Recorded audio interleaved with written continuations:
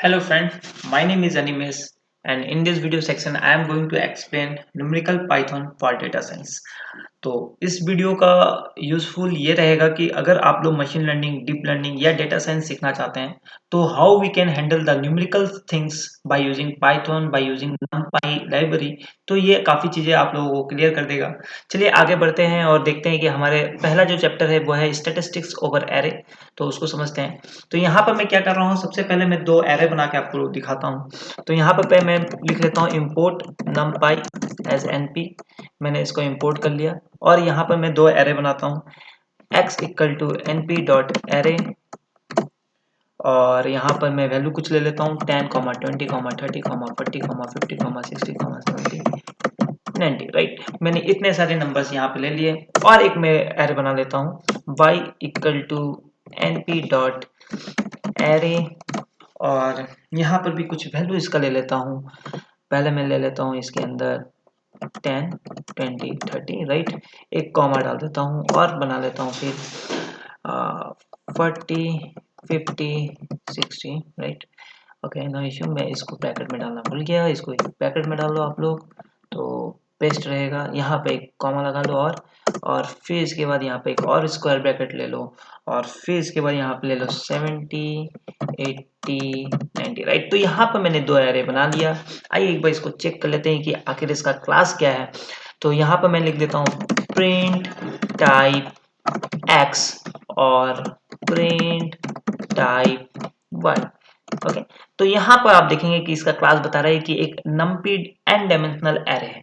Right, अब हम लोगों को इसमें ये हम लोगों ने दो एरे बना लिया। दो एरे को अब हम लोग क्या करते हैं, यहाँ पर इसका एक फर्स्ट ऑपरेशन जो है वो है हमारा finding of the sum by using the column axis 0। तो यहाँ पर कॉलम एक्सिस 0 के आधार पे हम लोग यहाँ पर सम निकालते हैं। तो यहाँ पर अगर आप देखेंगे तो हमारा जो आपका एरे है उसको कैसे हम लोग निकालेंगे यहाँ पर फाइंडिंग। तो यहाँ पे लिखता हूँ np डॉट सम। ओके, np डॉट सम और यहाँ पे मैं y के लिए मैं निकालता हूँ y comma axis equal to 0। Right, तो ये जो मैंने यहाँ पे लिखा है ये आखिर करेगा क्या, तो ये जो करेगा यहाँ पे लिख देता हूँ मैं आप लोगों के लिए सम, थोड़ा सा स्क्रीन बड़ा कर देता हूँ, sum of each column axis equal to 0। ठीक है ना, तो ये करेगा क्या, जो कॉलम वाइज है उनको वो कर देगा। ओके, तो यहाँ पर मैंने इसको रन किया और इसको रन करने से पहले मैं यहाँ पे एक काम करता हूँ आप लोगों के लिए, सेल ले लेता हूँ जो कि डिस्प्ले करेगा आपका y।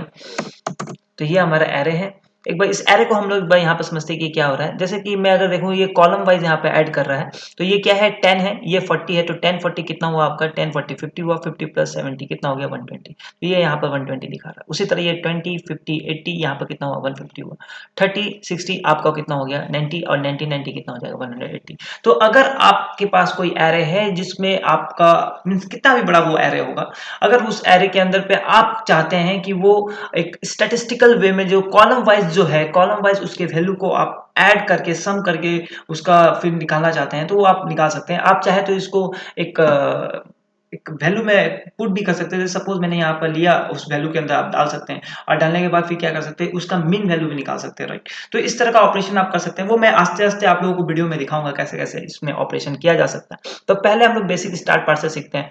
आइए दूसरा हम लोग देखते हैं कि सर अगर हमको यहाँ पर अगर कॉलम वाइज हमने ऐड कर लिया, अगर हमको रो वाइज अगर ऐड करना होगा तो what I will do in that cases. So let's understand, same array रहता है, सेम एरे ही हम लोग लेते हैं। ये हमारा एरे है, इस एरे को हम लोग रो वाइज करना चाहते हैं। तो for doing the row wise what I am going to do, np dot sum, np dot sum and I am just going to write first parameter y and axis equal to 1।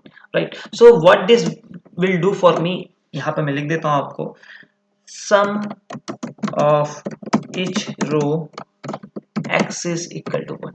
तो ये जो है ये हमारे लिए काम करेगा। यहाँ पर मैं इसको एग्जीक्यूट करा देता हूँ आप लोगों के लिए और इसको एग्जीक्यूट कराया।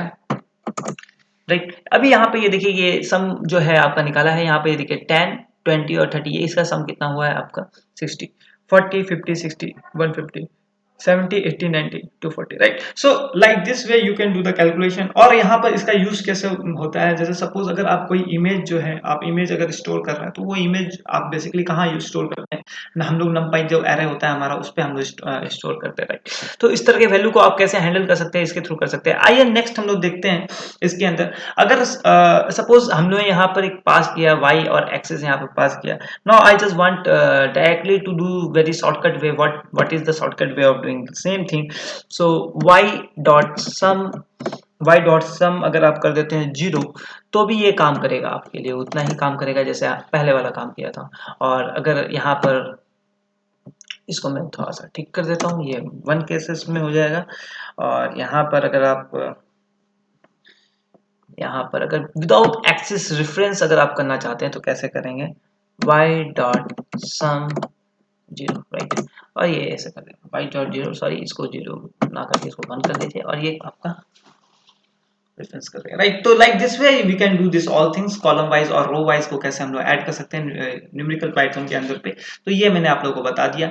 नेक्स्ट वीडियो जो है मैं आप लोग इसका देखिएगा, उसमें आप लोगों को पार्ट 2 इसका पता चलेगा कि हम लोग और क्या क्या इसमें ऑपरेशन कर सकते हैं, जैसे कम सम वाला जो ऑपरेशन होता है वो आप लोगों को पता चलेगा। Thank you.